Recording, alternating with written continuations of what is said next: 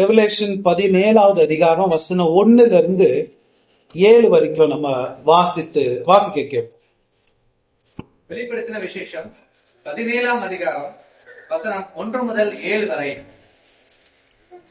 7 கலசங்களை உடைய அந்த 7 தூதரில் ஒருவர் வந்து என்னோட பேசி, நீ வா, திரளான தண்ணீர் மேல் உட்கார்ந்திருக்கிற மகா வேசியோடே பூமியின் ராஜாக்கள் வேசித்தனம் பண்ணினார்களே, அவளுடைய வேசித்தனமாகிய மதுவால் பூமியின் குடிகளும் வெறிக்கொண்டிருந்தார்களே, அவளுக்கு வருகிற ஆக்கினையை உனக்கு காண்பிப்பேன் என்று சொல்லி ஆவிக்குள் என்னை வனாந்திரத்திற்கு கொண்டு போனான். அப்பொழுது 7 தலைகளையும் 10 கொம்புகளையும் உடையதும் தூஷணமான நாமங்களால் நிறைந்ததுமான சிவப்பு நிறமுள்ள மிருகத்தின் மேல் ஒரு ஸ்திரீ ஏறியிருக்க கண்டேன். அந்த ஸ்திரீ ரத்தாம்பரமும் சிவப்பான ஆடையும் தரித்து பொன்னினாலும் ரத்தினங்களினாலும் முத்துக்களினாலும் சிங்காரிக்கப்பட்டு தன் வேசித்தனமாகிய அருவருப்புகளாலும் அசுத்தத்தாலும் நிறைந்த பொற்பாத்திரத்தை தன் கையிலே பிடித்திருந்தாள். மேலும் ரகசியம், மகா பாபிலோன், வேசிகளுக்கும் பூமியில் உள்ள அருவருப்புகளுக்கும் தாய் என்னும் நாமம் அவள் நெற்றியில் எழுதியிருந்தது. அந்த ஸ்திரீ பரிசுத்தவான்களின் இரத்தத்தினாலும் இயேசுவினுடைய சாட்சிகளின் இரத்தத்தினாலும் வெறி கொண்டிருக்கிறதை கண்டேன். அவளை கண்டு நான் மிகவும் ஆச்சரியப்பட்டேன். அப்பொழுது தூதனானவன் என்னை நோக்கி, ஏன் ஆச்சரியப்படுகிறாய்? இந்த ஸ்திரீயினுடைய ரகசியத்தையும் 7 தலைகளையும் 10 கொம்புகளையும் உடையதாய் இவளை சுமக்கிற மிருகத்தினுடைய ரகசியத்தையும் உனக்கு சொல்லுகிறேன். நமக்கு இந்த ஃபேரி டைல்ஸ் அப்படின்வாங்க. ஃபேரி டைல்ஸ் தான் இந்த இங்கிலீஷ்ல நிறைய கதைகள் வரும் இல்லைங்களா? அதுல சில கதைகள் வந்து இந்த விச் அந்த வார்ட்ரோப், விச்னா சூனியக்காரி, அசிங்கமா இருக்கும், கொடுமையா இருக்கும், பயங்கரமா இருக்கும், சூனியத்தை செய்யற ஒரு லேடி. அந்த மாதிரி ஒரு கதை விச் அந்த வார்ட்ரோப்னு ஒரு கதை இருக்கு. இன்னும் பியூட்டி அண்ட் தி பீஸ்ட் அப்படின்னு இருக்கு. இந்த கதைகளுடைய மாரல், இந்த கதைகளுடைய கருத்து என்னன்னா, நம்ம பாக்குறத நம்ப கூடாது, பாக்குறது உண்மை இல்ல அப்படின்னு இந்த கதையின் மூலமா சொல்லப்படுறது உண்டு. ஏன்னா அந்த விச் சூனியக்காரி ஒரு பெரிய இளவரசன் வந்து ஒரு மிக மிக அழகான ஒரு பெண், மிக மிக கவர்ச்சி நிறைந்த ஒரு பெண் வந்து அவன் பார்த்து அது மேல விருப்பப்பட்டு அது திருமணம் செய்யணும்னு முடிவெல்லாம் பண்ணி அது திருமணம் செய்து அடுத்த நாள் பார்த்தா அவ ஒரு அசிங்கமான ஒரு சூனியக்காரி. அவ ரொம்ப அசிங்கம், அருவருப்பு, சூனியக்காரி. ஆனா அவ என்ன பண்ணிருந்தா, அந்த பிரின்ஸ் கொண்டு நான் ரொம்ப அழகா தெரியும்படிக்கு ஒரு மந்திரத்தை பண்ணி வச்சிருந்தான். ஸ்பெல் பவுண்டுன்னு வாங்க, ஒரு ஸ்பெல்லுக்கு என்ன சொல்றது, மந்திரம் போட்டு வச்சிருது. உன் கண்ணுக்கு என்ன பார்த்தா எப்படி தெரியும், நான் ரொம்ப அழகான இளவரசி மாதிரி தெரியுற மாதிரி ஒரு ஸ்பெல். அவருக்கு அந்த ஸ்பெல்லு மயக்கம் எப்போ போச்சு, கல்யாணம் ஆன பிறகு அந்த மயக்கம் போன பிறகு தான் தெரியுது அவர் சூனியக்காரின்னு அவர் உணர்றாரு. அந்த மாதிரி ஒரு கதை இருக்கு. இன்னொரு கதை வந்து தி பியூட்டி அண்ட் தி பீஸ்ட்னு இருக்கு. அந்த கதையில என்னன்னு பாத்தீங்கன்னா, ஒரு மிக மிக அழகான ஒரு இளவரசி வந்து ரொம்ப ரொம்ப அசிங்கமா இருக்கிற ஒரு மிருகம், ரொம்ப அசிங்கமான மிருகம். அது குணத்தை பார்த்து அது நடத்தைய பார்த்து ரொம்ப விருப்பப்படுது. அந்த மிருகத்தை ரொம்ப அசிங்கமா இருக்குது. ஆனா என்ன ஆகுது, கொஞ்ச காலத்துல பார்த்தோம்னா அந்த மிருகம் ஆக்சுவலா அசிங்கமான மிருகம் இல்ல, மிக மிக ஹேண்ட்ஸமான இளவரசனா. இந்த கதையெல்லாம் என்ன சொல்லுது, பார்க்கிறது உண்மை இல்ல அப்படின்ற மாதிரி இந்த கதைகள்லயே வருது உண்டு. நம்ம பார்க்கறதுக்கு கவர்ச்சிகரமா காரியங்கள், அநேக காரியங்கள் உண்மையா ரொம்ப அருவருக்கத்தக்க காரியங்கள். அதை நம்ம புரிஞ்சுக்க பார்க்கணும். மின்னுவதெல்லாம் பொன்னல்ல அப்படின்னு நம்ம பல மொழிகள் இருக்கு இல்லைங்களா, பல பாஷையில பாருங்களேன், உலகத்தாருக்கும் அது தெரியுது. நான் சின்ன வயசா இருக்கும்போது எனக்கு ரொம்ப பிடிச்ச கதைகள், எனக்கு பெரிய ஹீரோவா இருந்தது வந்து சூப்பர்மேன். சின்ன வயசுல நான் ரொம்ப பார்ப்பேன். அவர் சூப்பர்மேனை பார்க்கும்போது அவர் பறக்கிறதையும் அவர் பிளேனை பிடிக்கிறதையும் அவர் போய் எல்லாரையும் அடிச்சு பில்டிங்ஸ் எல்லாம் தகர்க்கிறதையும் பார்த்தா நான் அப்படியே மெய்மறந்து ஆஹாஹான்னு நான் என் பையன் பண்ற மாதிரி நான் ஒரு துணியை பின்னாடி கட்டிக்கிட்டு ஓடுவேன், பறக்கிற மாதிரி எல்லாம் நான் பண்ணி எனக்கு ரொம்ப இஷ்டம். ஆனா அப்பேற்பட்ட பலவானாகிய சூப்பர்மேனுக்கு ஒரு பலவீனம் இருந்துச்சு. அது என்ன அப்படின்னா, அவர் யாரும் அவர் ஒண்ணும் பண்ண முடியாது. ஆனா ஒரு பொருள், அந்த பொருளை காண்டி அந்த பொருளுக்கு முன்னாடி அவர் இருந்தாருன்னா அவரை மாதிரி பலவீனம் வேற யாருமே இல்லை. அவர்னால நிக்க கூட முடியாது அந்த பொருளுக்கு முன்னாடி. தலை குனிஞ்சு அப்படியே கீழே பலவீனமா போயிடுவார். ஒரு சின்ன பையன் கூட அடிச்சு போட்டு போயிடலாம் சூப்பர்மேன். அந்த பொருளுக்கு பேர் என்ன தெரியுமா?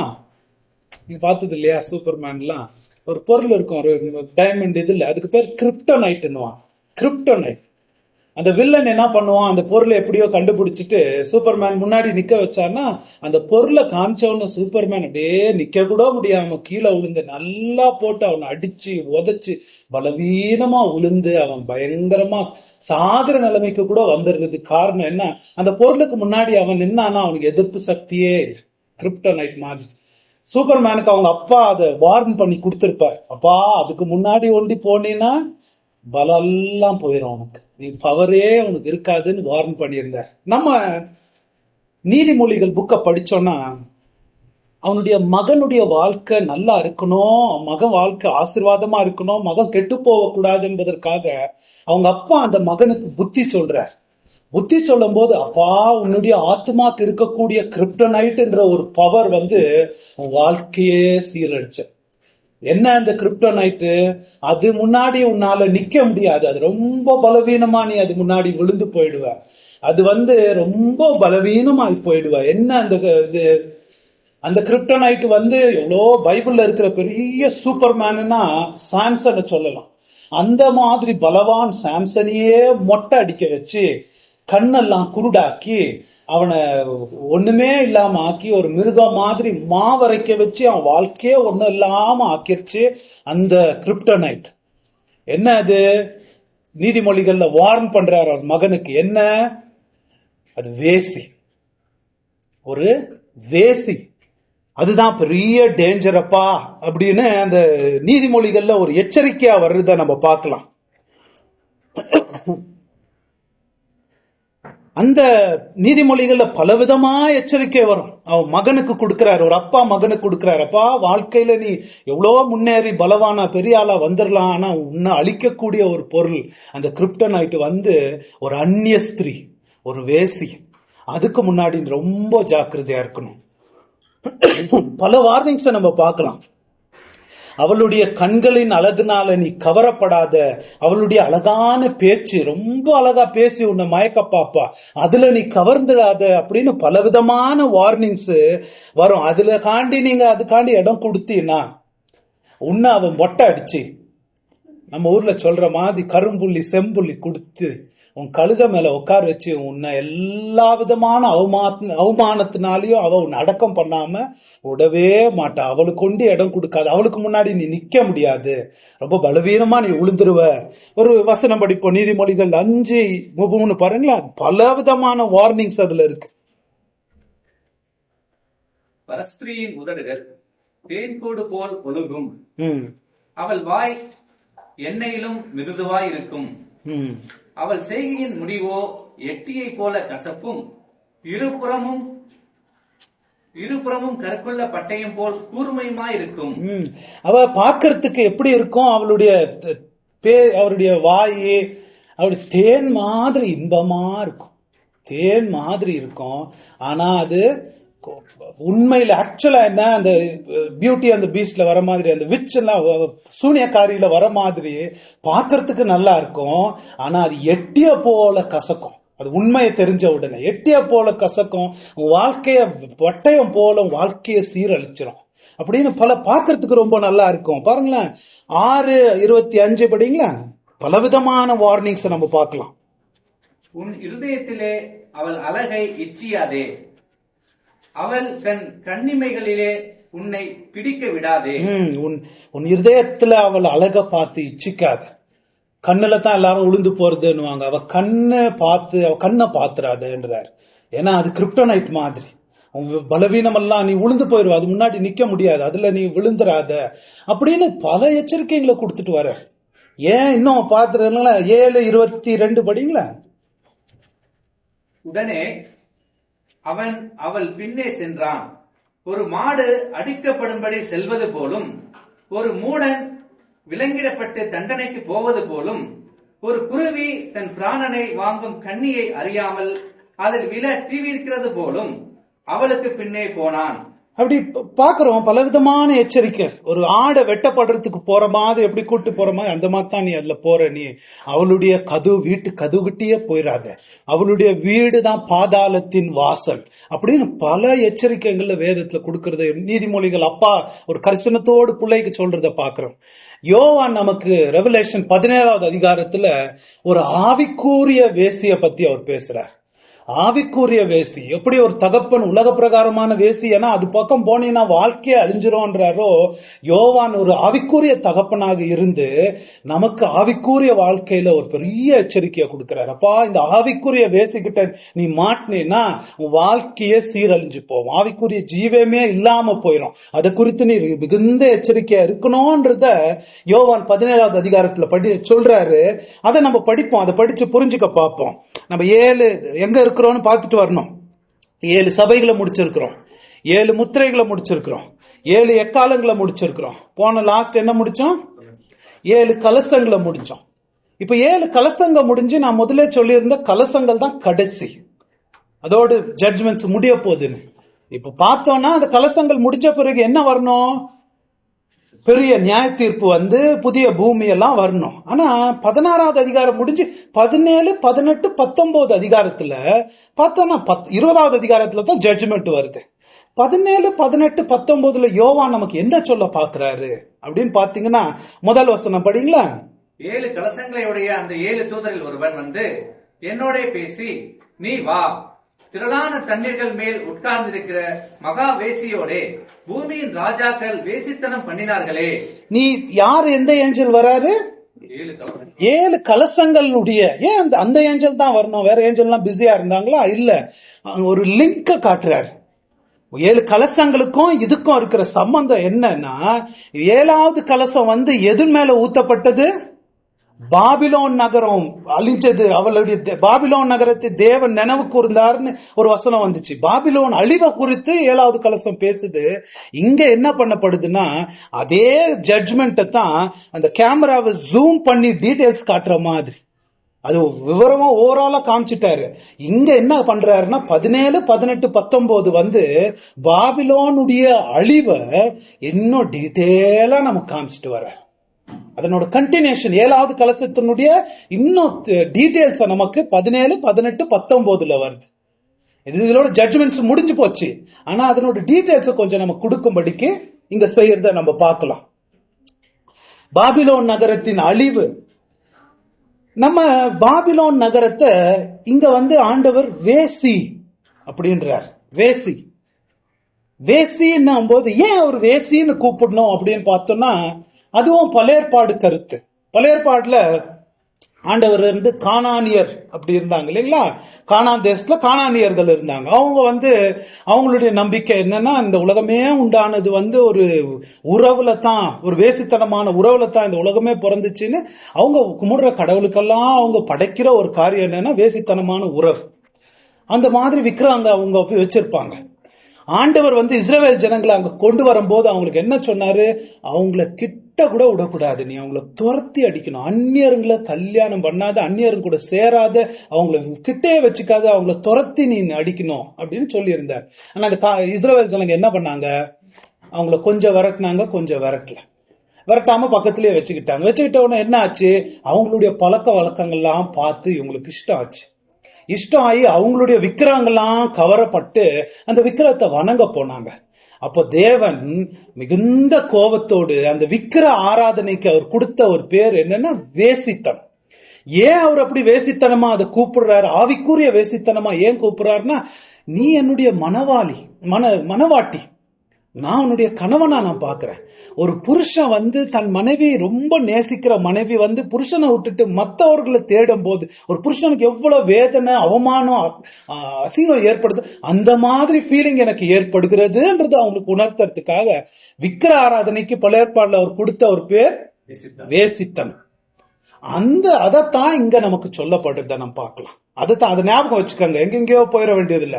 இவர் வேசித்தனம் பாருங்களேன், 1வது வசனத்துல வேசித்தனம் அப்படின்றாரு வருதுங்களா. 2வது வசனத்துல பூமியின் ராஜாக்கள் அவளோடு வேசித்தனம் செய்தார்கள் அப்படின்னு வரும்போதெல்லாம் நமக்கு என்ன ஞாபகம் இருக்கணும்? விக்கிர ஆராதனையை பத்தி அவர் பேசுறத நம்ம தெளிவா புரிஞ்சுக்கணும். விக்கிர ஆராதனையை பத்தி பேசுறாரு. ஏன் அவ்வளவு ஸ்ட்ராங் லாங்குவேஜ் பாருங்களேன், ரொம்ப ஸ்ட்ராங்கா லாங்குவேஜ் இல்ல. நம்ம எல்லாம் அப்படி பேசிக்குவோமா? வேசித்தனம், வேசி, அவ அப்படி இப்படின்னு, அவ ஹார்லட், இங்கிலீஷ்ல ரொம்ப ஸ்ட்ராங் வேர்டு வருது, ஹார்லட், ஓர்ன்ற மாதிரி எல்லாம் பேசப்படுது. ஏன் அப்படி வருது? ஏன் ஆண்டவர் பாருங்களேன், இது நம்ம பாஷை இல்ல. ஏங்க இப்படி எல்லாம் மேடையில் நின்றுட்டு நீங்க பேசலாமா அப்படின்னா, இது ஏன் பாஷை இல்லைங்க, தேவ ஆவியினால் அருளப்பட்ட பாஷை. புரியுதுங்களா? அந்த பாஷையை தான் நம்ம பேசணும். ஏன் அவ்வளவு தீவிரமா ஆண்டவர் அதை பேச பாக்குறாருன்னா, இதுல மயங்கி கிடக்கிற அந்த பில்லிஸ், அந்த சூனியக்காரியில அவ பெரிய ராணி இளவரசின்னு மயங்கி கிடக்கிறவர்களுக்கு அந்த ஸ்பெல்ல உடைக்கணும், அந்த மந்திரத்தை உடைக்கணும்னா அவ முகமுடிய கிழிச்சு காட்டணும்.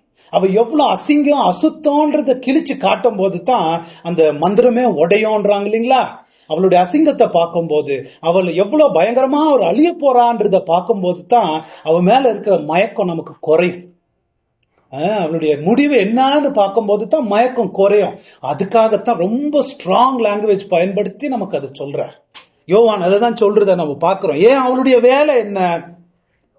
கவர்ச்சி பண்ணி மக்களை வசீகரம் பண்ணி இயேசுகிட்டையும் அவருடைய சுவிசேஷத்துல இருந்தும் மனிதர்களை திருப்பி அவர்களை விக்கிர ஆராதனை செய்ய வைக்கணும். தேவன், மெய்யான தேவன் பக்கத்துல இருந்து அவர்களை திருப்பணும். அதுதான் அவளுடைய பெரிய கவனமா இருக்கிறது.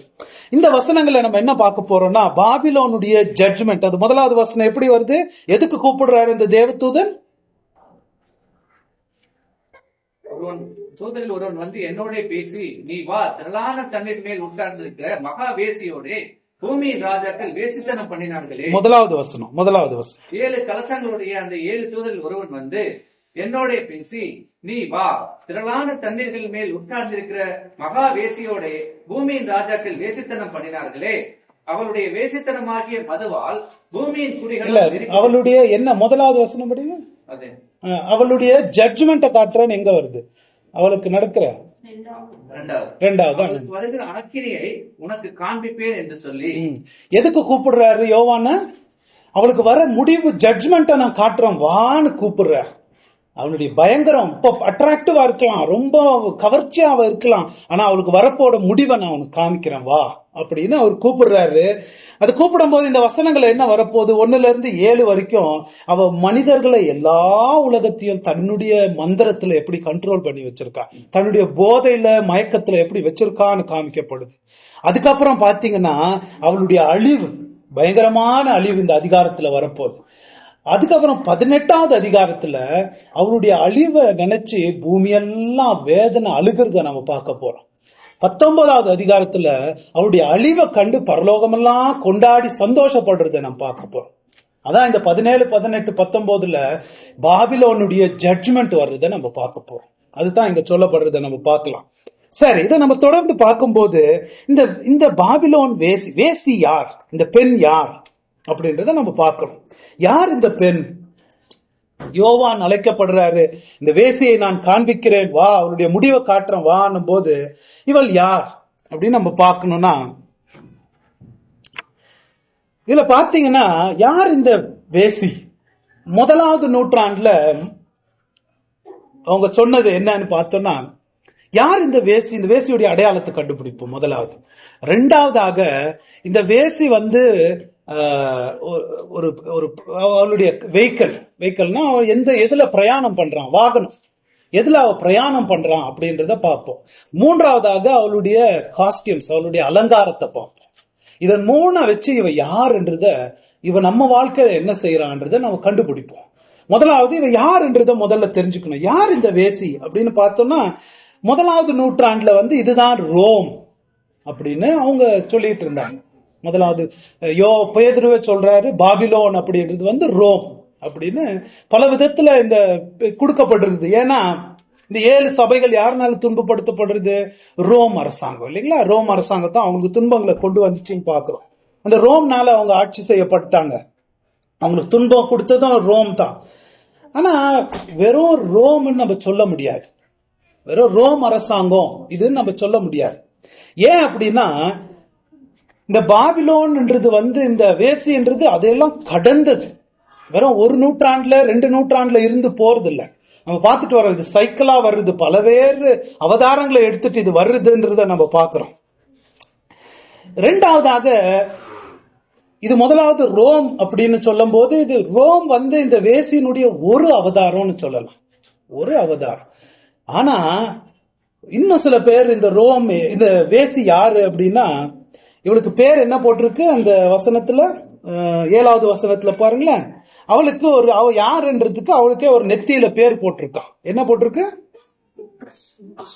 மேலும் ரகசியம் மகா பாபிலோன் வேசிகளுக்கும் பூமியில் உள்ள அறுவர்களுக்கும் தாய் என்னும் நாமம் அவள் நெற்றியில் எழுதியிருந்தது. அவன் நெத்தியில போட்டிருக்கான் யாருன்னு, வேசிகளுக்கு தாய் அப்படின்னு போட்டிருக்கு. என்ன பேர் பாருங்களேன், வேசிகளுக்கு தாய். அது ரகசிய பேரா போட்டிருக்கு. இதை வச்சு நம்மளுடைய ரிஃபார்மர் சீர்திருத்தவாதிகள் அவங்க எல்லாம் என்ன சொன்னாங்கன்னா, இது யாருன்னா ரோமன் கத்தோலிக் சபை தான். இது ரோமன் கத்தோலிக் சபை. ஏன்னா உண்மையான சபை மனவாட்டி இல்லைங்களா? உண்மையான இயேசுடைய சபை, இயேசுடைய சத்தியத்தின்படி நடக்கிற சபைக்கு பேரு மனவாட்டி. சபைக்கு ஆப்போசிட்டா நடக்கிறது. மனவாட்டிக்கு ஆப்போசிட் என்ன? வேசி இல்லைங்களா? பியூரா இல்லாததுக்கு வேசி. இந்த ரோமன் கத்தோலிக் சபை ஆண்டவருடைய சத்தியத்தை விட்டுட்டு மனிதர்களுடைய போதகம் பாரம்பரியங்களை அவ தேடி அதன்படி அவ வாழ்றதுனால அவளுக்கு பேர் என்ன? வேசின்னு. நீங்க பாத்தீங்கன்னா மார்ட்டின் லூத்தர் இல்ல ஜான் கால்வின் அப்படின்னு ரிஃபார்மர்ஸ் எல்லாம் பாத்தீங்கன்னா அவங்க ரொம்ப இந்த வேசிகளுடைய தாய்ன்னு சொல்றது ரோமன் கத்தோலிக் சபை தான் சொல்லுவாங்க. அவதான் தாய். ஏன்னா அவள்ல இருந்து தான் அவளுடைய சகோதர சபைகள் எல்லாம் அவளுடைய வேசியுடைய பிள்ளைகள் எல்லாம் தப்பா போற சபைகளுக்கு தாயா பிறந்து கர்ப்பமா இருந்தது யாரு? ரோமன் கத்தோலிக் சபை. தப்பா ஒரு சபை இந்த அளவுக்கு இருக்க முடியும், மகிமையா இருக்க முடியும்னு காமிச்சதே ரோமன் கத்தோலிக் சபை. அதுல விக்கிர ஆராதனை கொண்டு வந்துச்சு இல்லைங்களா? பாரம்பரியத்தை கொண்டு எல்லாம் அவ்வளோ விரோதமா தாயா இருந்து ரோமன் கத்தோலிக் செஞ்சு வந்துச்சு. அவளோடு ஒட்டி இருக்கிற அவளுடைய பாரம்பரியங்களும் அவளோடு சம்பந்தம் வச்சிருக்கிற எல்லா சபைகளுக்கும் அவளுடைய பிள்ளைகள் தான் சொல்லணும், வேசியுடைய பிள்ளைகள் அப்படின்னு தான் சொல்லணும். அப்படித்தான் ரிஃபார்மர்ஸ் நினைச்சாங்க. அவங்களுடைய எழுத்துக்கள்லாம் அதை தெளிவாக நம்ம காமிக்கிறத பார்க்கலாம்.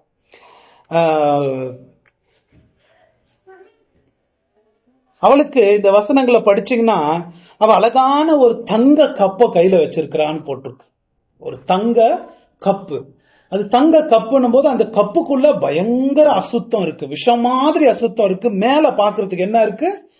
தங்க மாதிரி இருக்கு. அப்படித்தான் ரோமன் கத்தோலிக் சபை அவங்க கொடுக்கிற விளக்கம். ரோமன் கத்தோலிக் சபை வெளியில பாக்கிறதுக்கு ரொம்ப சமாதானமா பக்தியா தெய்வீகமா ரொம்ப செழிப்பா இருக்கிற மாதிரி தங்க மாதிரி தெரியுது.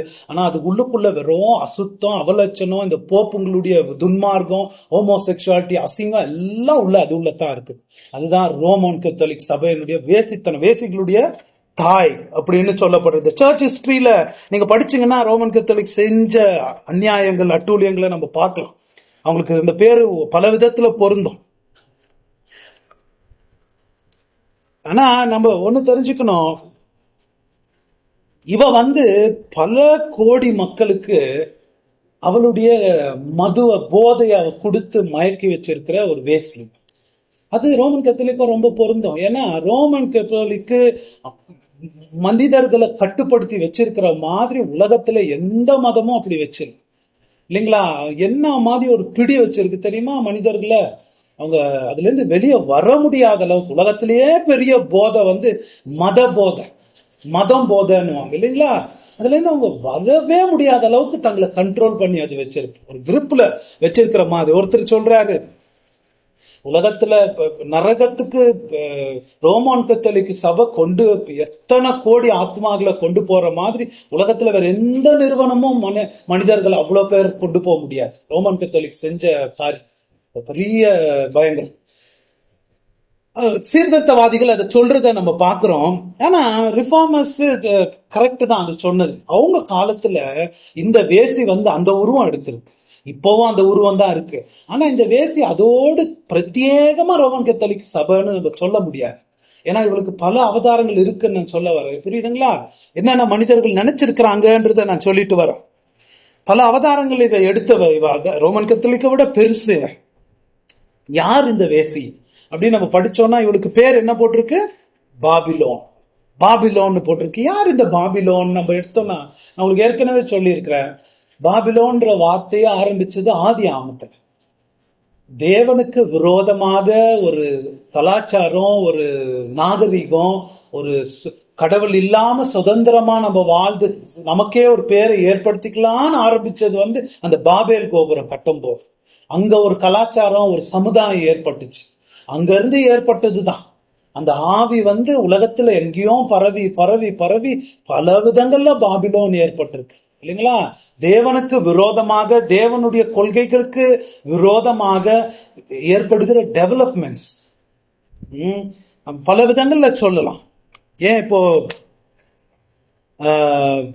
பல நாடுகள் இருக்கிற இப்போ அமெரிக்கா போன்ற நாடு, இப்போ மொத்த ரஷ்யா போன்ற நாடு, இப்போ நம்ம இந்தியாவை எடுத்துக்குவோமே, இதெல்லாம் பாபிலோன் தான் இல்லைங்களா? பல டெவலப்மெண்ட்ஸ், முன்னேற்றங்கள், இதெல்லாம் என்ன? தேவனுக்கு விரோதமாக செய்யப்படுகிறது. தேவனுக்கு விரோதமாக அவங்களும் போய் அந்த பெரிய கோபுரத்தை நாம் கட்டிடுவோம்னு சொல்ற மாதிரி தேவனுக்கு விரோதமா இருக்கிறது. ஒண்ணு என்ன பார்க்கணும்னா, ரெவலேஷன் 2 ஊருடைய கதை அப்படின்னு கூட சொல்லலாம். 2 ஊர். ஒரு ஊர் பாபிலோன், இன்னொரு ஊரு புதிய எருசலேம். பரலோகம் தான், அதுக்கு இன்னொரு பேரு புதிய எருசலேம். இந்த 2 ஊருடைய கதை தான். இந்த பாபிலோன் இப்போ பாக்குறதுக்கு நமக்கு ரொம்ப அட்ராக்டிவா, ரொம்ப கவர்ச்சியா, வசீகரமா இருந்தாலும் அவ ஒரு சூனியக்காரி, நம்மளை ஏமாத்துறத மாதிரி. அவ நம்மள நரகத்துக்கு கூட்டி போய் விட்டுருவா. ஆனா புதிய எருசலேம் இப்ப பாக்குறதுக்கு ஏழையா, ஒரு சிம்பிளா, ஒன்னும் கவர்ச்சி இல்லாம நமக்கு தெரிஞ்சாலும், புதிய எருசலேமுடைய எதிர்காலம் ரொம்ப பெருசு, ரொம்ப குளோரியஸ். நம்ம எதுல கவரப்பட்டு போறோம்ன்றத பொறுத்து தான் நம்ம எதுல குடியிருப்ப தேடுறோம். எனக்கு பாபிலோன் இருந்தா போதும் அப்படி நம்ம இருக்கிறோமா, எனக்கு புதிய எருசலேமுடைய குடிமகன் நான்ன்ற மாதிரி நம்ம வாழ்றோமா? அதைத்தான் ரெவலேஷன் கதையை நம்ம பார்த்தோம். 2 நகரத்தினுடைய கதை. பாபிலோன் பல அவதாரங்களை சரித்திரத்துல எடுத்திருக்குன்னு நான் சொல்றேன். முதலாவது பழைய பாபிலோன் ஒரு ஊரே இருந்துச்சு, இதுதான் நேபுகாத்நேசர் இருந்தாரு. அப்புறம் சோதோம், எகிப்து ஒரு பாபிலோன் எல்லாம் பல நாடுகள்ல பரவி இருக்கிறது. அந்நிய கவர்மெண்ட்ஸ், செக்யுலர் கவர்மெண்ட்ஸ், தேவனுடைய கொள்கைகளுக்கு விரோதமாக ஏற்பட்ட அந்நிய கவர்மெண்ட்ஸ் பார்க்கிறோம். சரி, இந்த பெண் யாரு நம்ம பார்க்கிறோம். இவள் தாய் அப்படின்னும் போது, தாய்னா என்ன? எல்லாத்துக்கும் ஒரு ஆரம்பம், ஒரு கருவு அப்படின்லாம் இல்லைங்களா? இதுல இருந்து தான் எல்லாமே வந்துச்சுன்ற மாதிரி. எல்லா சொசைட்டி, கல்ச்சர், நிறுவனங்கள் வந்தது இவள்ல இருந்து தான். அப்படின்னா இவ ரொம்ப முக்கியம். இவ யாருன்றதை இன்னும் தெளிவாக நம்ம புரிஞ்சுக்கணும். இப்போ இந்த வேசித்தனம் என்னன்னு நான் சொல்றேன். எதுக்கு அறிகுறியா இருக்கிறது? விக்கிர ஆராதனைக்கு இல்லைங்களா? இந்த வேசி, ரெவலேஷன்ல போட்டிருக்கிற வேசி எந்த விதமான விக்கிர ஆராதனையில எல்லாரையும் இழுக்கிறா. எந்த விதமான விக்கிர ஆராதனை, அதை நம்ம புரிஞ்சுக்கணும் இல்லைங்களா? எந்த விக்கிர ஆராதனை வச்சு தேவன் கிட்ட இருந்து எல்லாரையும் இவ வசீகரம் படுத்துறா, அதை நம்ம புரிஞ்சுக்குவோம். இந்த கேள்வியை ஞாபகம் வச்சுக்கோங்க. என்ன விக்கிர ஆராதனை, அதுக்கு பதில் நான் கடைசியில சொல்ல போறேன், அதை பார்ப்போம். இப்போ அவ யாருன்றத நம்ம பார்த்திருக்கிறோம். பாபிலோன்றத பார்த்துட்டு அவனுடைய வாகனத்தை பார்ப்போம். அவ எங்க இருக்கிறா, எதுல உட்கார்ந்து இருக்கா, எப்படி பிரயாணம் செய்யறா, எப்படி அவ முன்னு நகர்றான்னு பார்க்கும்போது, முதலாவது வசனத்துல எதுல உட்கார்ந்து இருக்கான்னு போட்டிருக்கு? ஆவிக்குள் என்னை வனாந்தரத்துக்கு கொண்டு போனான். அப்பொழுது இல்ல, முதலாவது வசனம். அவருடைய வேசித்தனமாகிய மதுவால் பூமியின் குடிகள் வெளிக்கொண்டிருந்தார்களே, நீ வா, திரளான தண்ணீர்கள் மேல் உட்கார்ந்திருக்கிற மகா வேசியோட பூமியின் ராஜா. திரளான தண்ணீரோடு மேலே அவள் உட்கார்ந்து இருக்கிறார் அப்படின்னு பாக்குறீங்களா? முதல்ல அந்த வேசிய காட்டுறேன். வா, அவ எது மேல உட்கார்ந்து இருக்கிறா? திரளான தண்ணீர் மேல உட்கார்ந்து இருக்கிறா. என்ன தண்ணீர்னா யோவானே நமக்கு சொல்லி தராரு. 15வது வசனத்துல விளக்கம் கொடுக்கிறாரு பாருங்க. பின்னும் அவன் என்னை நோக்கி, அந்த வேசி உட்கார்ந்திருக்கிற தண்ணீர்களை கண்டாயே, அவைகள் ஜனங்களும் கூட்டங்களும் ஜாதிகளும் பாஷைக்காரருமா. தண்ணீர்னா என்ன? ஜனங்களும் கூட்டங்களும் பாஷைக்காரர்கள் அப்படின்னா என்ன அர்த்தம்? எல்லா ஜனங்க, எல்லா தேசங்க, எல்லா பாஷைக்காரங்க, எல்லா ஜனங்க தேசங்க பாஷைக்காரர்கள் மேல இவ உக்காந்து இருக்கிறான்னா என்ன அர்த்தம்னா, எல்லார் மேலயும் இவ கண்ட்ரோல் இறையாண்மை செலுத்துறான். எல்லாரும் இவ கண்ட்ரோலுக்குள்ள இவ கைப்பிடியில இருக்கிறான். அவ அது மேல உக்காந்து இறையாண்மை மாதிரி அவ செலுத்துறான். அதுதான் அவ கண்ட்ரோல் பண்றான்னு அர்த்தம். அவளை எல்லாரையும் இவ கவர்ந்து இருக்கிறான்னு பாக்குறோம். அவளுடைய விக்கிர ஆராதனையின் வேசித்தனத்தினால எல்லோரையும் கவர்ந்து, பாருங்களேன், அது 2வது வசனம் படிங்க. அவளுக்கு வருகிற ஆக்கினையை உனக்கு காண்பிப்பேன் என்று சொல்லி, அதுல என்ன வருது? அவ வெறும் பூமியின் ராஜாக்கள் மாத்திரம் இல்ல, யார கூட போட்டிருக்கு? தமிழ்ல இங்கிலீஷ்ல மாத்தி வருதுன்னு நினைக்கிறேன். பூமியில் உள்ள குடிகள். படிங்க, என்ன போட்டிருக்கு? பூமியின் ராஜாக்கள் வேசித்தனம் பண்ணினார்களே, அவளுடைய வேசித்தனமாகிய மதுவால் பூமியின் குடிகளும் வெறி கொண்டிருந்தார்களே. பாருங்களேன், அந்த பிக்சரை நீங்க புரிஞ்சுக்கணும். ராஜாக்கள் அவளோடு வேசித்தனம் பண்ணியிருக்கிறாங்க. அவளுடைய மது மயக்கத்தினால் பூமியின் குடிகள் எல்லோருமே அந்த மது மயக்கத்துல மயங்கி அவள் கீழே இருக்கிறாங்கன்னு போட்டிருக்கு. என்ன படம் யோசிச்சு பாருங்களேன். பூமியில இருக்கிற எல்லோருமே, பூமியின் குடி இருக்கிற சகல பேரும் ஒரு போதையில இருக்கிறாங்க. என்ன போதை? இவ கொடுத்திருக்கிற போதையில மயங்கி இருக்கிறாங்களா. குடிகாரனுக்கு அவன் குடிச்சிருக்கிறான்னு தெரியாதுன்னு குடிக்கும் போது தெரியும், ஆனா குடிச்சிட்ட பிறகு அவன் குடிச்சிருக்கிறான்னு தெரியாது. ரியலா இருக்கிற மாதிரி தான் அவன் நினைச்சிட்டு இருப்பான். அந்த மாதிரி இவங்க எல்லாம் குடி போதையில இருந்துகிட்டு இருக்காங்க. குடி போதையில இருக்கிறவங்களுக்கு என்னங்க தெரியும்? ஏதாவது தெரியுமா? உண்மை என்னன்னு தெரியாது இல்லைங்களா? ரியாலிட்டி என்னன்னு தெரியாத ஒரு மயக்கத்துல, ஆவிக்குரிய ஒரு என்ன சொல்றது, மந்தத்துல, தேவனை குறித்த சிந்தனை இல்லாம ஒரு மயக்கத்துல அவ போதையில மயங்கி இருக்கிறாங்க. ஒரு ஆவிக்குரிய மயக்கத்துல அவங்க இருக்காங்க. எல்லாம் ஒண்ணு இல்ல, ரெண்டு இல்ல, ஒரு தேசம் இல்ல, 2 தேசம் இல்ல, இந்த யூனிவர்சல் கண்ட்ரோல்னுவாங்க. சகல பேரும் தன்னுடைய போதையில இவ ஆட்சி செஞ்சு வரா. அதை பாக்குறோம். அந்த படத்தை ஞாபகம் வச்சுக்கோங்க. தொடர்ந்து படிங்க. இவ எது மேல உட்கார்ந்து இருக்கான்றாரு? ஆவிக்குள் என்னை வனாந்திரத்திற்கு கொண்டு போனார். அப்பொழுது 7 தலைகளையும் 10 கொம்புகளையும் உடையதும் தூஷணமான நாமங்களால் நிறைந்ததுமான சிவப்பு நிறமுள்ள மிருகத்தின் மேல் ஒரு ஸ்திரீ ஏறி இருக்க கண்டேன். சரி, இதெல்லாம் சொல்றாரு. முதல்ல இன்ட்ரோடக்ஷன் கொடுக்கிறாரு. ஒரு வேசிய அவளுடைய முடிவை காட்டுறோம் வா. அவள் பூமியின் ராஜாக்கள் எல்லாரும் அவ கூட வேசித்தனம் பண்ணி இருக்கிறாங்க. பூமியில இருக்கிற குடியெல்லாம் அவ போதையில மயங்கி இருக்கிறாங்க. குடிமக்கள் எல்லாம் அவளை காட்டுறோம் வான்னு எங்க கூட்டு போறாரு? வனாந்திரத்துக்கு. ஏன் வனாந்திரம்ன்றது வரும்போது, பாபிலோனுக்கு எப்ப பாரு பழைய பாபிலோனுக்கு ஜட்ஜ்மெண்ட் ஆண்டவர் சொன்னது வனாந்திரத்துல இருந்து தான் அவனுக்கு ஜட்ஜ்மெண்ட் வரப்போகுதுன்ற மாதிரி வனாந்திரத்துக்கு கூட்டு போறாரு. அவ இருக்கிற இடம் வனாந்திரம். வனாந்திரம்னா இந்த பூமிக்கு அறிகுறி, ஆவிக்குரிய காரியமே இல்லாத ஒரு நிலைமை, அந்த பூமியை அறிகுறி. அந்த வனாந்திரத்துக்கு அவர் கூட்டு போகும்போது யோவான் பாக்குறாரு. பார்த்த உடனே ஒரு அழகான ஸ்திரீ, மிக மிக வசீகரம், கவர்ச்சி நிறைந்த ஒரு ஸ்திரீ. அவ எது மேல உட்கார்ந்து இருக்கிறா? ஒரு மிருகத்தின் மேல உட்கார்ந்து இருக்கிறா. மிருகம், ரெட் கலர் மிருகத்தின் மேல உட்கார்ந்து இருக்கிறா. அந்த மிருகத்துக்கு 10 கொம்பு இருக்கிறது, 7 தலை இருக்கு. இந்த மிருகத்தை நம்ம ஏற்கனவே 13வது அதிகாரத்துல பார்த்திருக்கோம். பிசாசு தன்னுடைய பிள்ளையாக, தன்னுடைய ஏஜென்டாக, அந்தி கிறிஸ்துவாக ஒரு கொண்டு வந்தான்னு நம்ம பாக்குறோம் இல்லைங்களா? தன்னுடைய காரியத்தை செய்வதற்காக.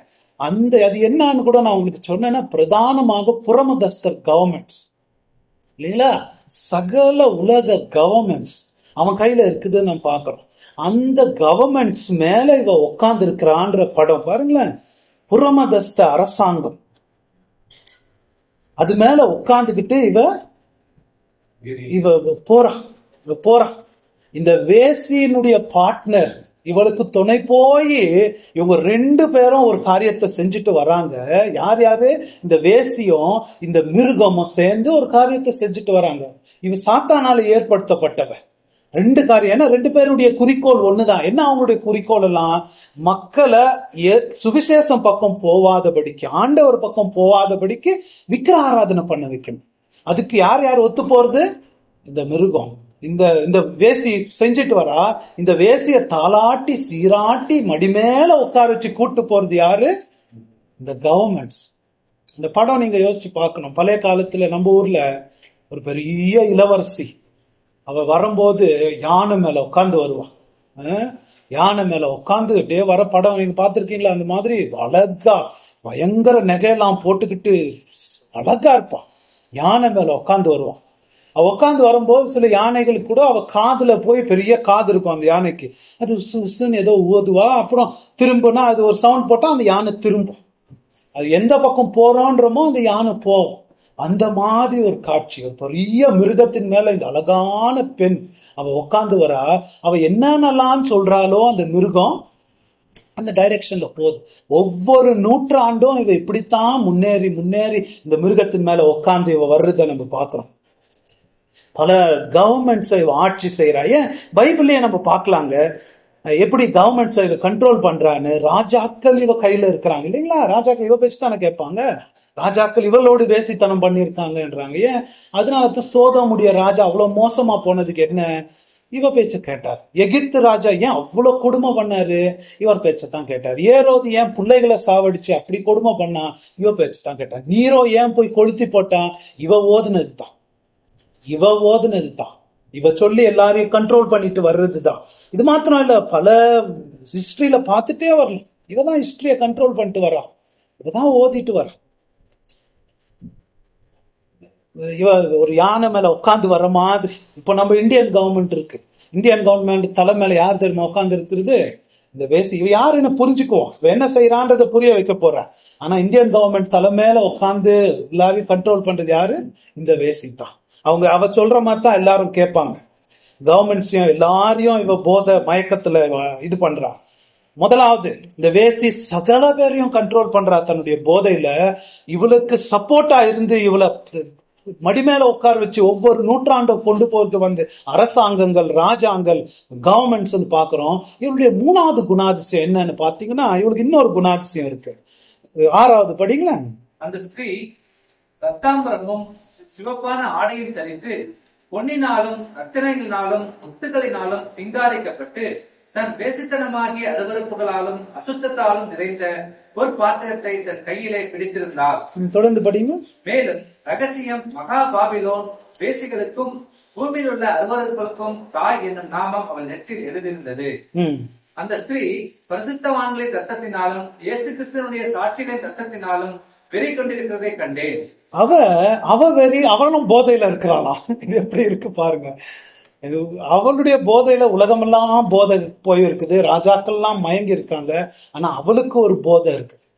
அவளுக்கு இன்பமான போதை என்ன தெரியுமா? பரிசுத்தவான்களுடைய ரத்தத்தை குடிக்கிறது தான் அவளுக்கு போதை மாதிரி. எப்படி இருக்கு பாருங்களேன். இயேசு கிறிஸ்துக்கு சாட்சிகளை அழிச்சு அவங்க ரத்தத்தை சிந்தி குடிக்கிறது தான் அவளுக்கு பெரிய போதை. இந்த மாதிரி ஒரு இது பாருங்களேன். பாபில இந்த ரெவலேஷன் இன்னொரு ஆங்கிளும் இருக்குது. 2 நகரத்தை பத்தி ஒரு கதை கூட இருக்கலாம். இன்னொன்னு 2 ஸ்திரீகளை பத்தி கதை. ஒரு ஸ்திரீ இந்த வேசி, இன்னொரு ஸ்திரீ மணவாட்டி. ஒரு ஸ்திரீயும் மணவாட்டி 2 ஆப்போசிட் வேர்ட் இல்லைங்களா? ஒரு ஸ்திரீ ஸ்ட்ராங்கா இருந்தா வேசிக்கு இடமே இல்லை. ஒரு வேசி ஸ்ட்ராங்கா இருந்துச்சுன்னா மணவாட்டியை விடவே மாட்டான். சில இடங்கள் எல்லாம் பாத்தீங்கன்னா பூனை சண்டைன்னுவாங்க. புரியுதுங்களா? அது பயங்கரமா இருக்கும். சண்டைங்க ஒருத்தர் அடிச்சுக்கிற மாதிரி. இவளுடைய வேலை, இந்த ஸ்திரீவுடைய வேலை என்னன்னா மணவாட்டிய போட்டு பயங்கர கொடுமை பண்ணி அழிக்கணும். அவ சபையை போட்டு அழிக்கணும். அவளுடைய நகங்கள் எல்லாம் வச்சு கீறி சபையை அலங்கோலப்படுத்தணும். ஒவ்வொரு நூற்றாண்டுலயும் செஞ்சு வந்திருக்கிறா. எப்படி செய்யறா? இந்த கவர்மெண்ட்ஸ் உடைய காதுல ஓதி ஓதி சபையை அழிக்க பாக்குறா. கவர்மெண்ட்ஸ்ல ஓதி. ஏன் யோவான் ஸ்தானம் இருந்தார் இல்லைங்களா? அவர் ஸ்திரீக்கு சேர்ந்தவர். ஸ்திரீவுடைய வித்து அவர் இல்லைங்களா? ஸ்திரீவுடைய வித்து அருமையா மனுஷன். அவளுடைய போதையில மயங்காதவர்கள் தான் ஸ்திரீவுடைய வித்து. அந்த வித்து அவ விடமாட்டா. அவளை அழிக்கணும்னு பார்ப்போம். யோவான் ஸ்தானம் மயங்கவே இல்லை இல்லைங்களா? என்ன மாதிரி மனுஷன் பவர்ஃபுல்லா ரிப்பெண்டன்ஸை பத்தி பேசினார். இவளுக்கு மயங்கவே இல்லை. இவன் என்ன பண்ணா? ஏரோது ராஜா, அந்த ராஜாக்கு ஒரு வப்பாட்டி, தம்பியுடைய பொண்டாட்டிய கல்யாணம். குடும்பமே அலங்கோல குடும்பம். தம்பியுடைய பொண்டாட்டிய எடுத்துட்டு வந்துட்டாரு. அந்த தம்பிக்கு பிறந்த ஒரு பொண்ணு இருக்குது. அத டான்ஸ் ஆட வைக்கிறார். டான்ஸ் ஆட வச்சு அது ரொம்ப நல்லா இவரை மயக்கிருச்சு. என் சொத்துலயே பாதி உனக்கு கொடுக்குறேன்ற. அந்த பொண்ணு எதாவது கேட்டிருக்கலாம். என்ன பொண்ணுங்க என்னங்க கேட்பாங்க, எனக்கு ஒரு நல்ல Dress வாங்கி கொடுங்க, நகை வாங்கி கொடுங்க, இல்ல ஒரு பெரிய லேண்ட் கொடுங்க, இல்ல நான் அவனை லவ் பண்ற காதலிக்கிறேன், அப்படி எதோ அவ கேட்டு எதோ வாங்கியிருக்கலாம் ராஜா கிட்ட. அவ காதுல ஓதுனது, அவங்க அம்மா காதுல இந்த வேசி ஓதி இருக்கா என்ன, யோவாஸ்தானாவுடைய தலைய கேர், அவன் ரத்தத்தை நான் குடிக்கணும், அதுதான் எனக்கு போதை. ஏரோதுடைய காதுல, அந்த ஏரோதியாஸ் அவ காதுல ஓதி, இந்த குழந்தை காதுல ஓதி, இவ போய் அவன் ராஜா காதுல ஓதுறான். அந்த ராஜா என்ன பண்ண முடியும், அவரு மிருகம் மாதிரி அவர் இருக்கிறாரு, இவ தலை மேல உட்காந்துக்கிட்டு இருக்கால, ஒன்னும் பண்ண முடியாம தலைய வெட்டி கொடுக்கறாங்க. சரிங்களா? அப்பத்துல இருந்து எடுத்து நீரோ காலத்துல பாக்குறோம், பரிசுத்தவான்களை அழிச்சுக்கிட்டே The Voice of the Martyrs ஒரு புக் இருக்கு. வாய்ஸ் ஆஃப் த மேக்சின், ஃபாக்ஸஸ் புக் ஆஃப் மார்டிஸ். அதாவது ரத்த சாட்சிகளா 16, 17, 18 நூற்றாண்டு எப்படி ரத்தம் சிந்தி சிந்தி சிந்தி வந்துச்சுன்னு இந்த புக்கெல்லாம் படிச்சுட்டு பாக்குறோம். என்ன கவர்மெண்ட்ஸ வச்சு பரிசுத்தவான்களை இவ கொலை செஞ்சா, ஓதி ஓதி அவங்க காதுல வச்சு சபையை அவ விடவே இல்லை. ஏன் இப்போ கூட துன்பங்கள் எவ்வளவு, ஒரு மேக்சின் வருது The Voice of the Martyrs, அதை படிச்சீங்கன்னா எவ்வளவு இடங்கள்ல அழிக்கப்படுறாங்க தெரியுமா கிறிஸ்தவங்க, ரத்த சாட்சியா மறிக்கிறாங்க. என்ன இவளுக்கு இருக்கிற போதை என்னன்னு பாத்தீங்கன்னா, உலகமெல்லாம் இவளுடைய போதையில மயங்கி இருக்கிறது. ஆனா இவளுக்கு போதை கொடுக்கறது, ஒரு சபையில ஒருத்தரை ரத்தத்தை சாவடிச்சுட்டு அவங்க ரத்தத்தை குடிக்கணும், அதுதான் இவளுக்கு போதை. பாருங்களேன் எப்படி இருக்கு. சரி, தொடர்ந்து பார்ப்போம். சரி, இவளுடைய முதலாவது இவளுடைய யாருன்னு இவளுக்கு பார்த்துக்கிட்டு இருக்கோம். ரெண்டாவது இவளுடைய வாகனத்தை பார்த்தோம். மூன்றாவதாக இவளுடைய அலங்காரத்தை பார்ப்போம். எவ்வளவு நல்லா ட்ரெஸ் பண்ணிருக்கா பாருங்களேன். ரொம்ப கவர்ச்சி, ரொம்ப என்ன ஒரு பாலிய சிற்றின்போனும், அதை பார்த்தாவே அட்ராக்டிவ். இந்த மாதிரி கவர்ச்சிகரமா அவ ட்ரெஸ் பண்ணிக்கிறது பாருங்களேன். ஒண்ணு புரிஞ்சுக்கணும், இந்த பசங்களுக்கு நீங்க தெரிஞ்சுக்கணும், நமக்கு பொதுவாவே ரொம்ப டேஞ்சர் ஆனது ரொம்ப பயங்கரமா சில நேரங்கள்ல இருக்கு. ஒரு கரடி எடுத்தோம்னா, ஒரு பாம்பை எடுத்தோம்னா, அது பாக்குறது அசிங்கம், ரொம்ப டேஞ்சர் இல்லைங்களா? ஒரு குரோக்கடைலுக்கு முதல்ல அது பாக்குறதுக்கு பயங்கரம், ரொம்ப டேஞ்சர் கூட. ஆனா டேஞ்சர்லயே ரொம்ப பெரிய டேஞ்சர் என்னன்னா, பாக்குறதுக்கு ரொம்ப நல்லா இருக்கும், ரொம்ப கவர்ச்சியா இருக்கும், ரொம்ப அட்ராக்டிவா இருக்கும். எல்லாத்த விட பெரிய டேஞ்சர் தான். நமக்கு ரொம்ப பிடிக்கும், ரொம்ப அட்ராக்டிவா இருக்கு, ஆனா ரொம்ப டேஞ்சர் அதுதான். அதை நம்ம புரிஞ்சுக்கணும். பாருங்களேன், இந்த வேசி மாதிரி, இந்த வேசியுடைய கவர்ச்சியை பாருங்களேன். இவ ட்ரெஸ், இவளுடைய ட்ரெஸ், இவளுடைய மேக்கப், இவளுடைய நகை, அதெல்லாம் விவரிக்கிறார். ஏன் அதெல்லாம் ரொம்ப கவர்ச்சிகரமான, ரொம்ப டேஞ்சரஸ். படிங்களா என்ன மாதிரி போட்டிருக்கு, 4ல ஸ்டார்ட் ஆகுதுன்னு நினைக்கிறேன். இந்த ஸ்திரீ ரத்தாம்பரமும் சிவப்பான ஆடையும் தரித்து. சரி, அவளுடைய ட்ரெஸ் கலரை பத்தி சொல்றா. என்ன கலர் ட்ரெஸ் அவ போட்டிருக்கா? ரத்தாம்பரம், purple and red. Red colour பாத்தீங்கன்னா ரொம்ப பிளாஷி இல்லைங்களா? அது போட்டா அப்படியே கண்ணு டக்குன்னு கூசுற மாதிரி, ரொம்ப பளிச்சுன்னு தெரியும், பளிச்சுன்னு தெரியுற மாதிரி. அதனாலதான் ரெட் லைட் ஏரியான்னு கூட சொல்லுவாங்க இல்லைங்களா? அந்த குரூப், இந்த இதுக்கு சேர்ந்தவ ரெட் லைட் ஏரியா, அதுக்கெல்லாம் தாய் ரெட்டு தானே போட்டிருக்கு. ரெட்டு பளிச்சுன்னு தெரியுற மாதிரி ரெட்டு போட்டிருக்கா. பர்பிள் என்ன, ராயல், சாதாரணப்பட்ட வேசியில ராயல் வேசி. அப்புறம் பொன்னினாலும் ரத்தினங்களினாலும் முத்துக்களினாலும் சிங்காரிக்கப்பட்டு தன் வேசித்தனமாகிய, பொன்னினாலும், பொண்ணு ஜுவல்லரி, என்னுடைய ஜுவல்லரிய பத்தி சொல்லப்படுது. ஜுவல்லர்ஸ் அவங்க சொல்லுவாங்க, ஜுவல்லரிக்கு இருக்கிற ஒரு பவர் ரொம்ப அட்ராக்டிவ், கவர்ச்சி பவர் ஜுவலுக்கு இருக்கு அப்படின்வாங்க. எந்த மாதிரி ஜுவல், ஏன்னா உடனே கண்ணை பிடிக்கும், பெண்களை ரொம்ப கவர்ச்சிகரமா காட்டுகிறது ஜுவல்லரிக்கு அந்த பவர் இருக்கு. இவ சாதாரணப்பட்டது இல்ல, இவளுடைய மினுக்கிற ட்ரெஸ், இவ மினுக்கிற நகை போட்டு பயங்கர கவர்ச்சி பண்ணணும்ன்ற மாதிரி அவ இருக்கிறா. ரொம்ப ராயல் வேசின்ற மாதிரி, ரொம்ப கண்ணுக்கு ரொம்ப கை கேச்சிங்னுவாங்க. ஏன்னா இவளுடைய கிளைண்ட்ஸ், இவளுடைய கஸ்டமர்ஸ் எல்லாம் பூமியின் ராஜாக்கள், தங்கம். அப்படி படிங்க. அப்புறம் பொன்னினாலும் ரத்தினங்களினாலும் முத்துக்களினாலும் சிங்காரிக்கப்பட்டு தன் வேசித்தனமாகிய அருவருப்புகளாலும் அசுத்தத்தாலும் நிறைந்த ஒரு பாத்திரத்தை தன் கையிலே பிடித்திருந்தாள். இந்த வேசிய பார்த்துட்டு வரோம். இவள் பாருங்களேன், யோசிச்சு பாருங்க, இவ யானை மேல உட்கார்ந்து சவாரி பண்ணிக்கிட்டு, எல்லாரையும் தன்னுடைய கண்ட்ரோல்ல வச்சுக்கிட்டு, போதையில வச்சுக்கிட்டு, மிருகத்தின் மேல உட்கார்ந்து இவ அழகால இருக்கா, பாக்குறதுக்கு ரொம்ப கவர்ச்சியா இருக்கா. இவ ட்ரெஸ்ஸும் ரொம்ப கவர்ச்சியா இருக்கு. என்னென்ன கவர்ச்சிக்கு பண்ணணுமோ நல்ல ட்ரெஸ், ராயலா இருக்கா. இவ வந்து உலகத்தை ஆட்சி செய்யறான்னு போட்டிருக்கு. இவளை பார்த்து மயங்காத ஆளுங்களே இல்லை. பெண்களும் சரி, நிறைய பெண்களும் இவளை பார்த்து மயங்குறது. ஏன் இவ்வளவு மாதிரி இருக்கணும்னு நிறைய மயங்கி போறது நிறைய பேர் இருக்காங்க. ஒரு கதை ஃப்ரெண்டுக்கு தெரிஞ்சவர் தான். அவர் வந்து அவருடைய ரொம்ப அழகான சின்ன வயசுல இருந்தே ஆண்டவரை பத்தி சொல்லி, அம்மா நீ ஆண்டவர் ரொம்ப பாசமா வளர்த்தவங்க, ஆண்டவரை பிடிச்சுக்கணும், இயேசுவை பிடிச்சுக்கணும், நீ தூங்கும் போதெல்லாம் அந்த தலகாணி இயேசுன்னு நினைச்சிட்டு அவர் மேல நேசம், அவர் மேல அன்பு, எப்பவும் அவர் மேல கவர்ச்சியாரு. ஏன்னா இந்த உலகத்திலேயே பெஸ்ட் ஃப்ரெண்ட் அவர் தான். அவரை பிடிச்சவங்களை யாரையுமே அவர் விட மாட்டாரு. ரொம்ப அவர் மேல லவ் வச்சிரு, ரொம்ப நேசி. சின்ன வயசுல இருந்தே தலகாணியை பிடிச்சுக்கிட்டு இருக்கோம்மா. இது யாருமா ஏமா அவர் பிடிச்சு, இதான் என் ஜீசஸ், ஐ லவ் மை ஜீசஸ்ன்னு அவர் இயேசு மேல அவ்வளவு பட்சமா இருந்த பொண்ணு, நல்லா சபையில வளர்ந்த பொண்ணு. ஆனா ஒரு பெரிய பணக்காரன் வந்தாரு, நல்லா காசை காமிச்சாரு, நகைய காமிச்சாரு, காரை காமிச்சாரு. என்ன பண்ணுச்சு இந்த பொண்ணு? மயங்கி எல்லாரையும் விட்டு சபையை விட்டு போயிடுச்சு. பின்னாடி போய் பயங்கரமா கொஞ்ச நாளுக்கு பார்த்தோம்னா அவளே ஒரு வேசி மாதிரி இருக்கிறா. பார்க்க பாபிலோன் லேடியா மாறி போயிட்டான். எப்படி போயிட்டான்? இந்த மாதிரி அநேக பெண்களை இவ கவர்றது. நிறைய பெண்கள் இப்போ நிறைய பல விதங்கள்ல வருது. இந்த ஃபெமினிசம் நீங்க கேள்விப்பட்டிருக்கீங்களா? பெண்களுக்கு உரிமை இருக்கணும், பெண்கள் தான் இது செய்யணும். பெண்களுக்கெல்லாம் அவங்க அட்வைஸ் கொடுப்பாங்க, நீங்கெல்லாம் அவங்க புருஷனுக்கு கீழே இருந்து போயிடாதீங்க, நீங்க உங்களுக்குன்னு உரிமைகள் இருக்கு, உங்களுக்குன்னு ஒரு செப்பரேட் பேங்க் அக்கௌண்ட் இருக்கணும், உங்க பேச்சு கேட்கிற மாதிரி அவங்களை வச்சுக்கணும் அப்படின்றதெல்லாம் நிறைய. இவளுடைய பேச்சை கேட்டு நிறைய ஆண்டவர் ஏற்படுத்தின முறை, ஹஸ்பண்டுக்கு அத்தாரிட்டி கீழே, பெண்ணு தேவனை நம்பி ஹஸ்பண்டு கீழே இருந்து அவ வாழ்க்கையை நடத்தணும்ன்ற முறையெல்லாம் மாத்துறது. இவ்வளவு பெண்களையும் மயக்கிறாங்க. பெண்களை விட்டுருவோம், ஆண்களை பல விதமா இவ மயக்கிறவ. ஆத்மாக்களை தேவனை ஆராதித்து தேவனுடைய வழியில நடக்காதபடிக்கு அவர்களை திசை திருப்புறது இவளுடைய வேலை. பாருங்களேன், இவ ரொம்ப கிளாமர்ஸுங்க, ரொம்ப அட்ராக்டிவ், அவர் பேச்சுல அட்ராக்டிவ். யோவான் இதை ஏன் எழுதுறாருன்னா, அந்த நீதிமொழிகள்ல அந்த பையன் போய் மயங்கி அப்படி வலிஞ்சு போடக்கூடாதுன்னு, நம்ம இவளை பார்த்து மயங்கி போயிடக்கூடாதுன்றதுக்காக அக்கறையோடு அவர் எழுதுறாரு. ஏன்னா இவ வந்து எல்லா இடத்துலயும் இருக்கிறான்.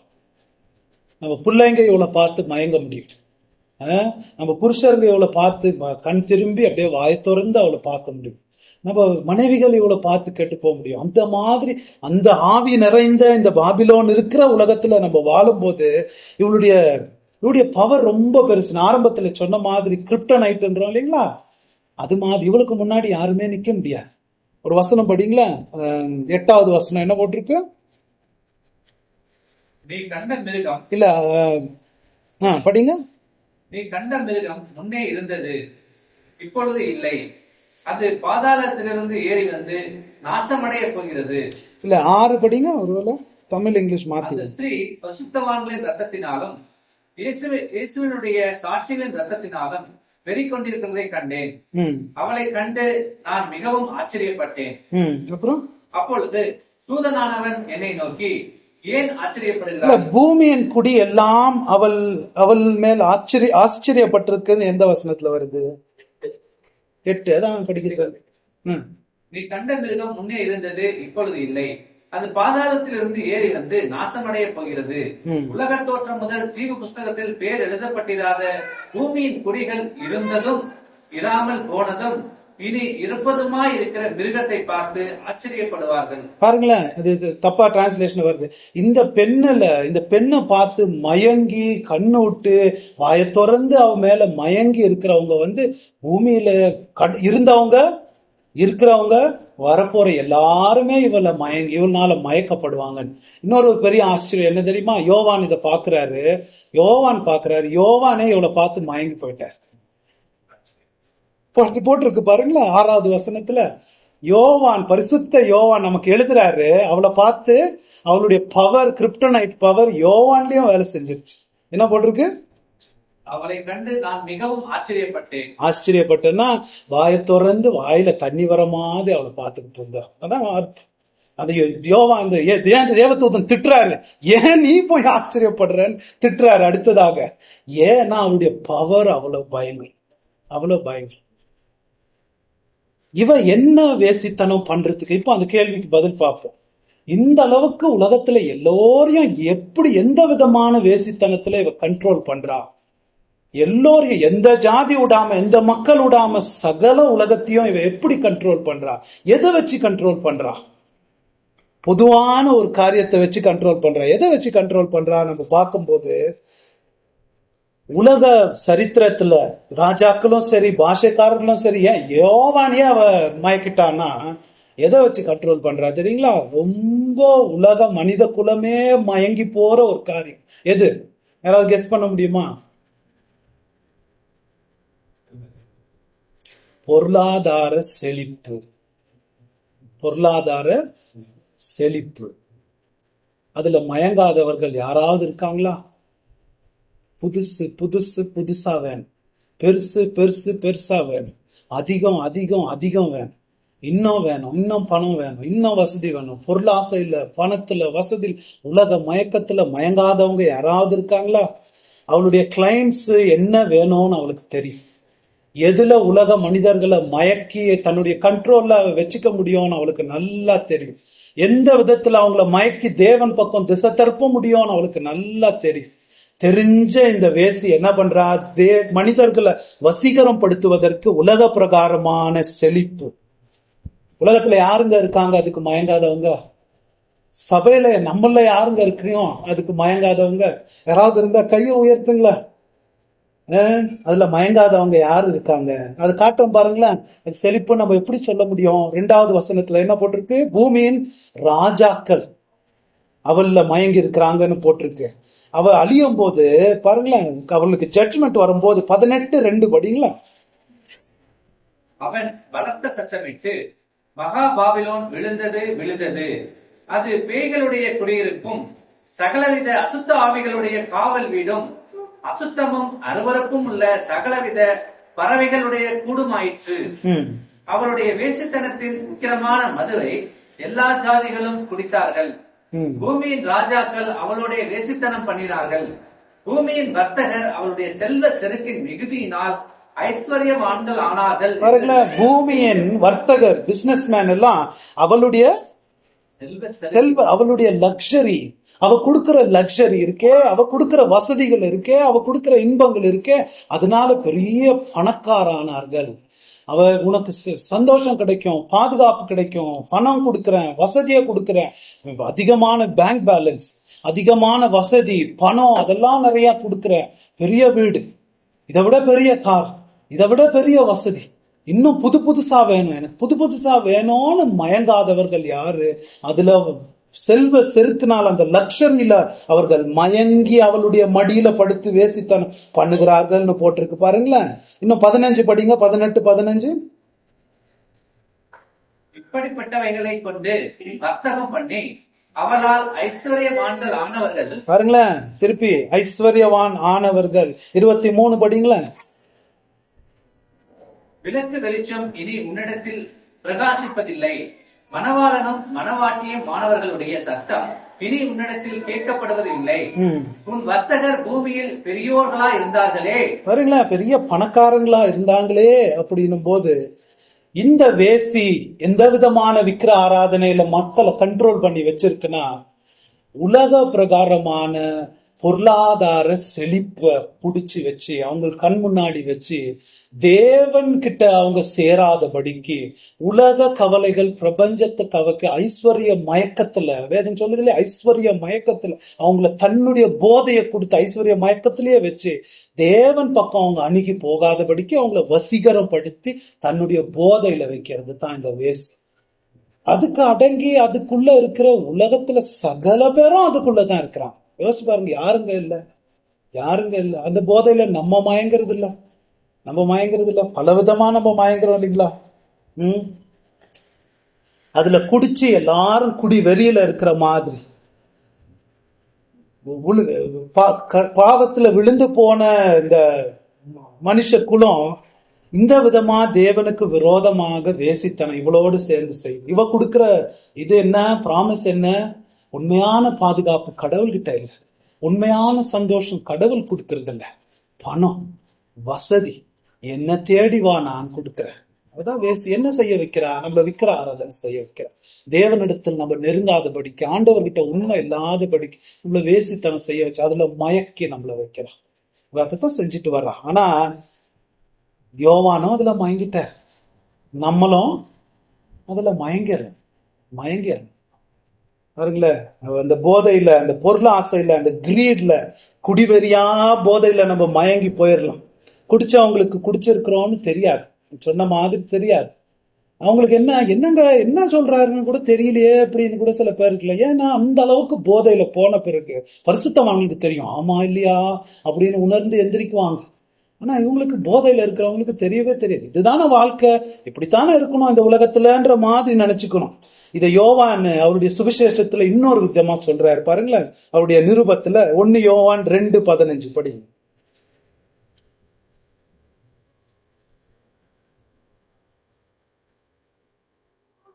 உலகத்தில் உள்ளவைகளும் அன்பு கூறாதிருங்கள். ஒருவன் உலகத்தில் அன்பு கூர்ந்தால் அவனிடத்தில் பிதாவின் அன்பு இல்லை.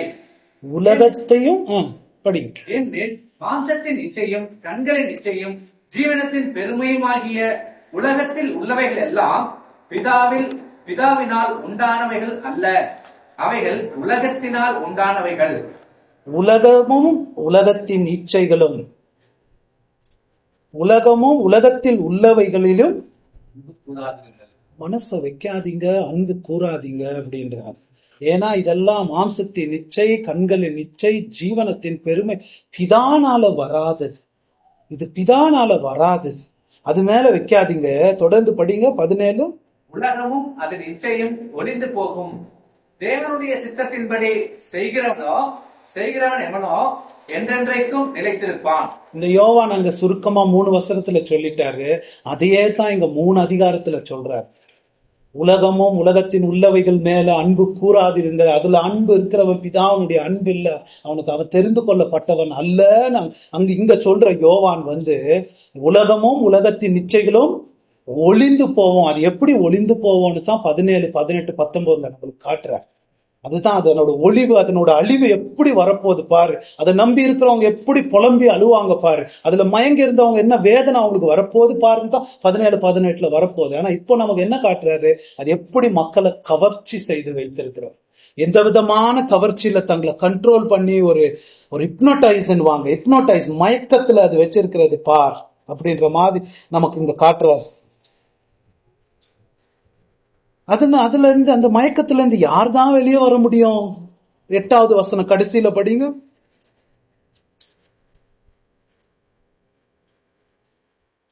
உலக தோற்றம் முதல் ஜீவ புஸ்தகத்தில் பேர் எழுதப்பட்டிராத பூமியின் குடிகள் இருந்ததும் இல்லாமல் போனதும் இனி இருப்பதுமாயிருக்கிற மிருகத்தை பார்த்து ஆச்சரியப்படுவார்கள். யார் இவள பார்த்து மயங்குவாங்க அப்படின்னா பாருங்களேன், இதுல இருக்க ஒரே நம்பிக்கை என்ன தெரியுமா? இதுல இருந்து பொழைக்க முடியுமா? இதுல இருந்தெல்லாம் நம்ம ஓவர் கம் பண்ண முடியுமா? இவள்கிட்ட இருந்து எப்படி நம்ம தப்ப முடியும்? யோவானே பார்த்து மயங்கி அங்க விழுந்திருக்கிறாரு. யோவானே மயங்கி போனார்னா நம்ம எல்லாம் எப்படி தப்ப முடியும்னா, அங்க இருக்கிற அந்த வசனம் கொடுக்கிற ஒரே நம்பிக்கை என்ன தெரியுமா? தெரிந்து கொள்ளப்பட்டவங்க, அவங்களால தான் இதை மேற்கொள்ள முடியும். தேவனால் தெரிந்து கொள்ள, உலக தோற்றத்திற்கு முன்பதாக ஜீவ புஸ்தகத்தில் யார் பேர் எழுதியிருக்கோ அவங்க இதை பார்த்து மயங்க மாட்டாங்க. இந்த மயக்கத்துல, இந்த போதையில அவங்க போக மாட்டாங்க. இவ வேசித்தனம் பண்ண பாக்குறாளே, தேவனுக்கு நம்ம இதயம் கொடுக்காம அவருக்கு பட்சமா இருந்து அவருடைய உறவுல அவரை நேசிச்சு பிதாவின் அன்புல நம்ம இராதபடிக்கு உலகத்தின் காரியங்களையும் நம்ம அன்பு போய் கண்களின் நிச்சய ஜீவனத்தின் பெருமையில நம்ம போகாதபடிக்கு எது நம்மளை காப்பாத்தும்? நம்ம எடுக்கிற முடிவு இதுல இல்ல.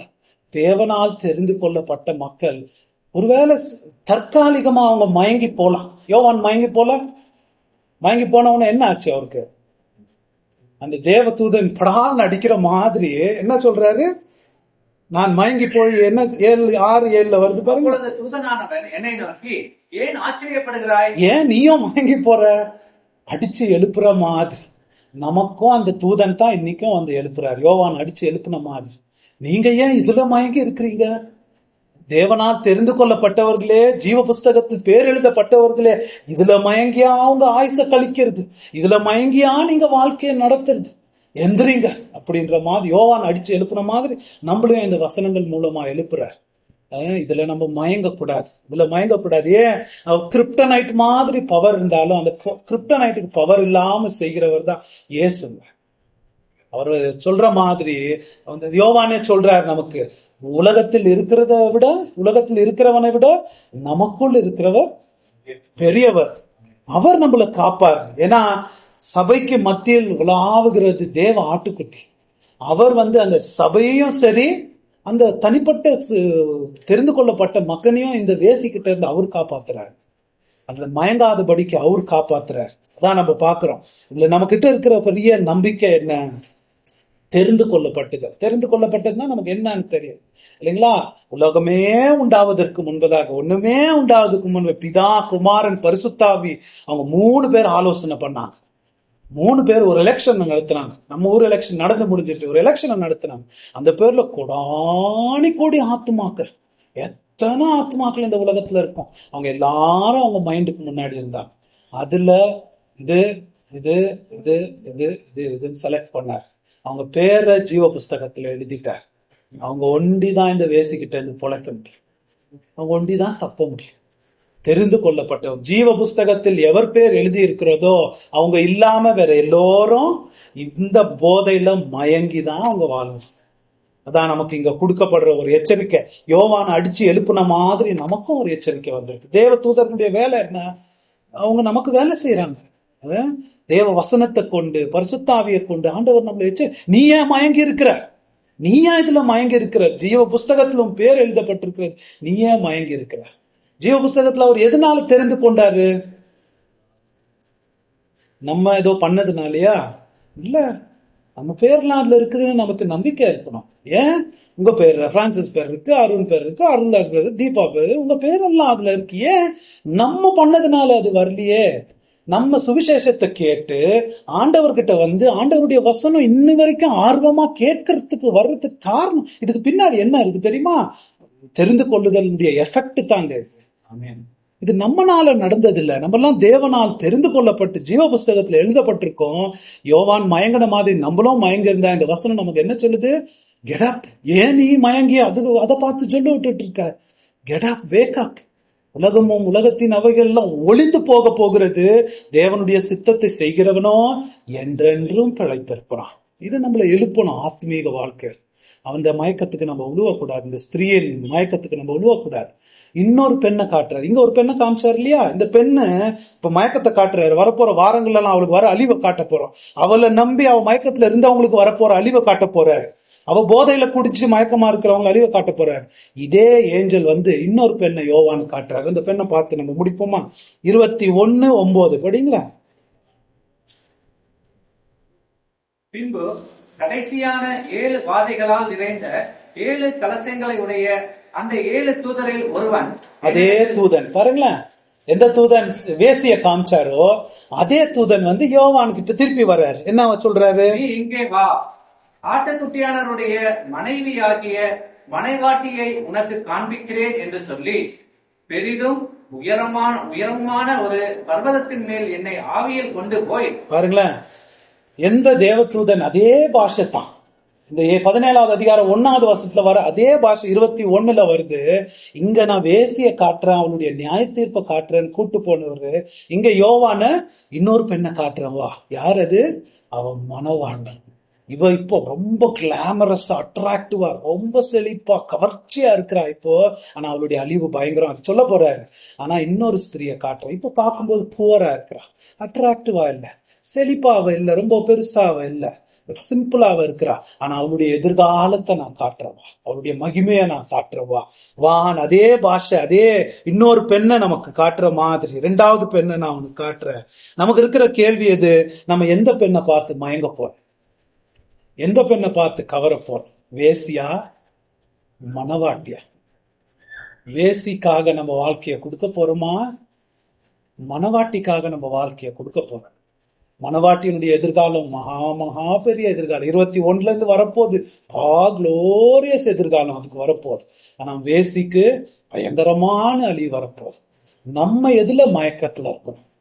இயேசுடைய சபை, இயேசுடைய வழி, அதுதான் என் உயிர் நாடி, அதுக்காகத்தான் நான் வாழ்றேன், அதுவே என் சிந்தனை, அதை விட்டு வேற என் சிந்தனை இல்லை. அப்படி மனவாட்டியில மயங்கி இருக்கிறோமா, இல்ல வேசியில மயங்கி இருக்கிறோமா? தாங்க கேள்வி. இந்த வேசி கிட்ட இருந்து நம்மளை காப்பாற்றக்கூடியது தேவ கிருபை மாற்றம். உலகமும் உலகத்தின் காரியங்கள்ல இருந்து நம்ம தப்பக்கூடியது எது?